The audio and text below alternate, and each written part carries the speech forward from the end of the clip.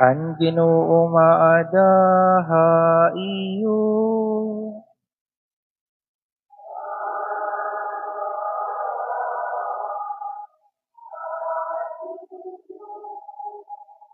Pagbasa ti kang Santos nga Ebanghelyo, sumala kan San Mateo.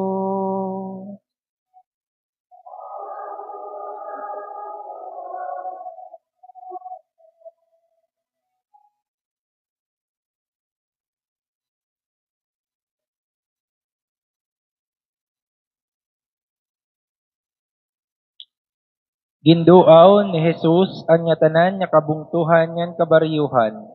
Nagtutduhiya didto ha ira mga sinagoga, nagwali han maupay nga sumat han ginhadian, ngan gintambal niya an mga tawo han nya tanan nya mga sakit.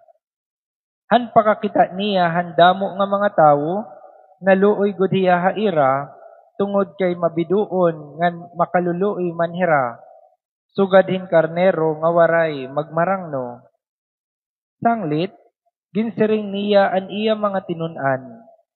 Damo in aranihon, kundi guti ay laan mga mag-arani. Pag-ampo kamo hantag adahan aranihon, nga padad-an niya hin mga mag-arani, nga magtitirok han ira ginani.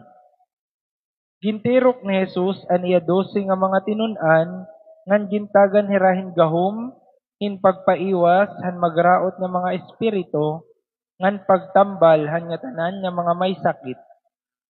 Ginsugo ni Jesus, ini nga 12, upod ini nga mga tugon. Kadtuan niyo ang nagkakawawara nga mga karnero, han katawhan han Israel. Lakat kamo, ngan igpasangyaw, nga hirani na ang ginhadian han langit. Tambala ang mga magsakit, banhawa ang mga minatay, linisi ang mga sanlahon, ngan pagawsa ang mga yawa. Kinarawat kamo, nga waray pabaydi ha iyo. Sanglit, hatag man kamo, nga diri kamo magpapabayad. Kabugtuan, ang Ebanghelyo han aton Ginoo.